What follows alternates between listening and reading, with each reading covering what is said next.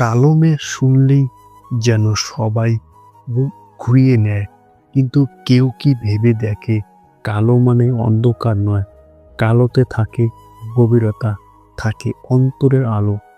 এই গল্প সেই মেয়েটির যার কালো রঙকে সবাই অপমান করে, অথচ তার মনটা সাদা মেঘের মতো পরিষ্কার। রক্তিম আর চোখে মেয়েটিকে একবার দেখিনি, সরাসরি মায়ের দিকে তাকালো। মা ছেলের তাকানো দেখেই বুঝে গেল ছেলের এই মেয়েটিও পছন্দ নয়। তবু চোখ দুটি ছোট করে একবার কাকুতি করতেও ছাড়ল না। তবে কাজের কাজ কিছু হলো না। রক্তিম শটান উঠে দাঁড়াতেই মেয়ের বাবা উঠে এসে হাত ধরে বসিয়ে দিতে উদ্যত হলো। আর এখানেই বাঁধল গন্ডগোল। মেয়ের মা বেশ জোর গলায় বলতে শুরু করলো, এটা কি অভদ্রতা? মেয়ে পছন্দ না হলে পরে জানাবে, কিন্তু একটাও কথা না বলে এ কি রকম আচরণ?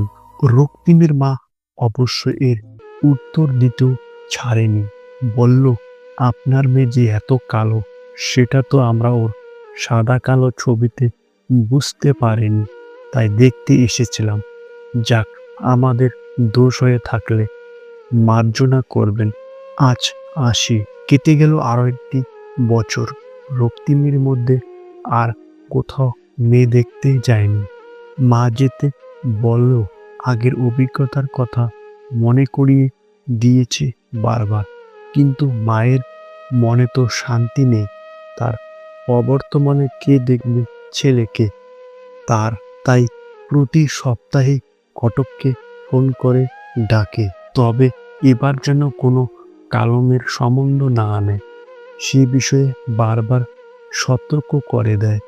এদিকে রক্তিমের এক বিপদ উপস্থিত হলো। অফিস থেকে ট্রান্সফারের চিঠি এলো ওর নামে। কলকাতার ছেলেকে পাঠালো বাঁকুড়ার এক প্রত্যন্ত গ্রামে। একবার ভাবলো চাকরিটা ছেড়ে দেবে, কিন্তু একে সরকারি চাকরি, তার উপর বেতনও বেশ বড় অঙ্কের। মাকে নিয়ে যেতে পারবে না, কারণ বাড়িতে পঙ্গু বাবার দেখাশোনা করার কেউ নেই। অতঃপর আর কি করা, রওনা দিল চাকরির স্থলে উদ্দেশ্যে। গিয়ে খুবই মন খারাপ হয়ে গেল রক্তিমের। ভুল হবে, একে জঙ্গল বলাই ভালো। রক্তিম সরকারি হাসপাতালের কর্মচারী, বলা যায় মেল নার্স। তাই এর আগেও 2 বছর এক গ্রামের হাসপাতালে বদলি হয়েছে, কিন্তু সেটা মফস্বল, এতটা প্রত্যন্ত গ্রাম ছিল না। যাই হোক, রক্তিম ট্রেন থেকে নেমে ট্রেকার এ উঠল। হাসপাতাল নতুন বিল্ডিং, তাই সাদা নীল রঙে বেশ উজ্জ্বল দেখাচ্ছে। মনটা একটু ভালো হয়ে গেল। রক্তিমের হাসপাতালের পাশে কোয়ার্টার দেখল, ব্যবস্থা ভালোই, বড় ঘর, সাথে বাথরুম। জিনিসপত্র গুছিয়ে রাখতে রাখতেই দরজায় টোকা একজন মাঝবয়সী মহিলা বলল, আপনি কি রক্তিম সরকার? রক্তিম সম্মতিসূচক ঘাড় নাড়তেই মহিলাটি বলে উঠল, আমি আপনার ঘর পরিষ্কার করে রেখেছি। আপনি কি দুধ চা খাবেন, না লিকার করে দিব? রক্তিম বুঝল ইনি হাসপাতাল দেখাশোনা করেন। ছোট্ট করে লিকার চা বলেই রক্তিম আবার গোছানোতে মন দিল। কেটে গেছে প্রায় 3 মাস। রক্তিম এখন এই অঞ্চলটি বেশ চিনে গেছে। রোজ সকালে প্রাতঃভ্রমণে বেরিয়ে অনেকের সাথে পরিচয় হয়েছে। হাসপাতালে কাজ খুব একটা নেই, রোগীর সংখ্যাও হাতে গোনা। দেখাশোনা করার মহিলা রেবতীর রান্নাটি বেশ ভালো, ব্যবহারও মন্দ না। সব মিলিয়ে ভালোই কাটছিল রক্তিমের দিন। তবে এর ঠিক কয়েক মাস পরে ঘটল এক দুর্ঘটনা। রক্তিম দিনের আলো পরে গেলে সচরাচর কোথাও বের হয় না, কারণ এখানে রাতে জন্তু জানোয়ার হয়ে আছে। সেদিন এক হাসপাতালের ডাক্তার মহিমবাবুর সাথে অনিচ্ছা সত্ত্বেও যেতে হলো রক্তিমকে। কিছু প্রয়োজনীয় ওষুধ ফুরিয়ে যাওয়ায় তাদের সকাল পর্যন্ত অপেক্ষা করা সম্ভব হয়নি। তখন ঘড়ির কাঁটা ৮টার ঘর পেরোয়নি।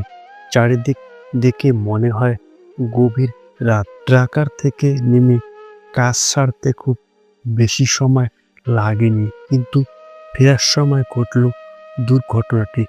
ট্রাকার চালক কোনোভাবে টাল সামলাতে না পেরে হুড়মুড়িয়ে পড়ল এক পচা পুকুরে।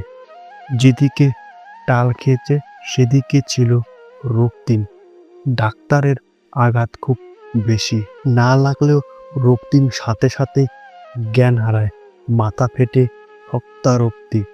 পরদিন চোখ খুললে রক্তিম একজন অপরিচিতার মুখ দেখে।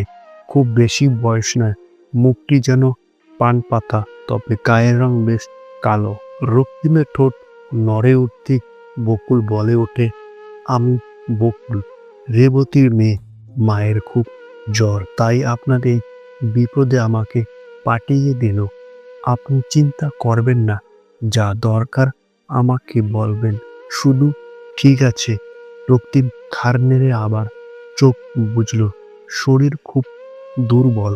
মেয়েটির গলার স্বরটি খুব মিষ্টি, কথাগুলো শুনতে বেশ লাগে। আবার চোখগুলো মেলল। বকুল, আমাকে ধরে তুলতে পারবে? বকুল আস্তে আস্তে হাত ধরে তুলে বসায় রক্তিমকে।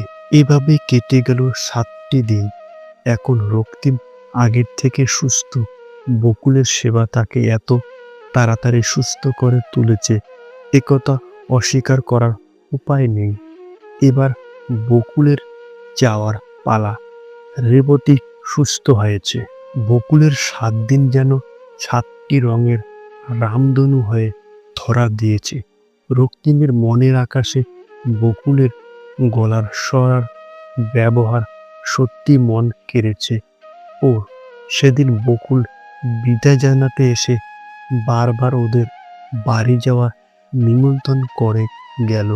রক্তিম এই নিয়ে প্রায় বার 3 গেছে বকুলের বাড়িতে। প্রতিবারই মুগ্ধ হয়েছে ওর আত্মীয়তা দেখে। রেবতীর মুখে বকুলের পড়াশোনার কথা শুনে রক্তিম যথেষ্ট অবাক। কারণ বকুল কোনোদিন নিজে মুখে বলেনি সে প্রতিবার ক্লাসে প্রথম হয়েছে।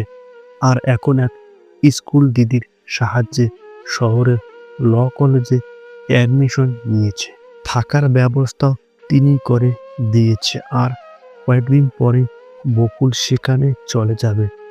রক্তিম বকুলকে জিজ্ঞেস করে, বকুল, তুমি আমার এত সেবা করে আমাকে সুস্থ করে তুললে, আমার থেকে কিছু নেবে না?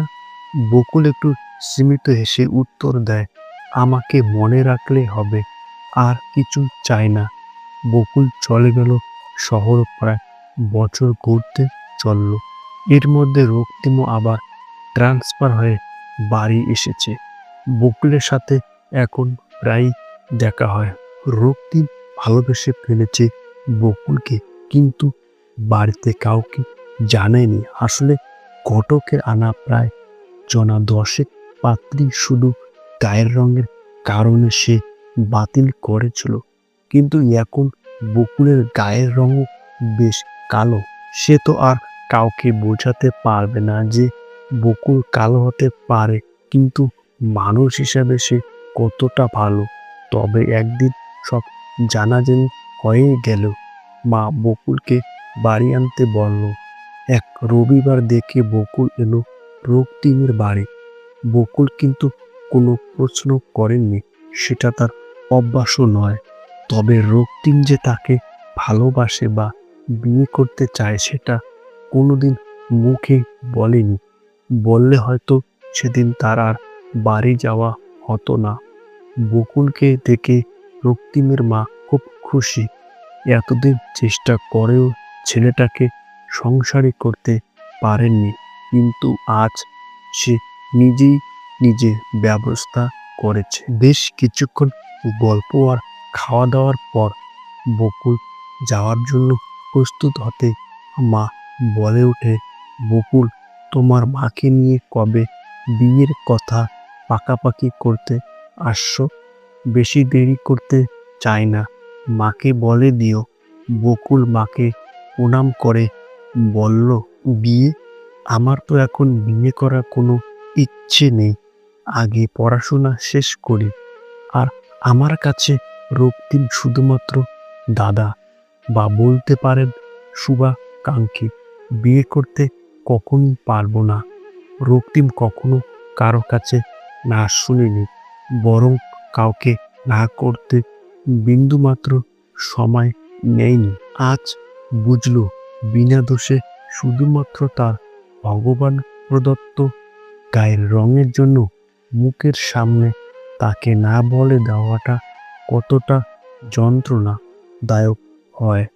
রক্তিম দু হাতে নিজের মাথাটা ধরে বসে থাকে, তার বুকটা ব্যথায় যেন ভেঙে চৌচির হয়ে যাচ্ছে।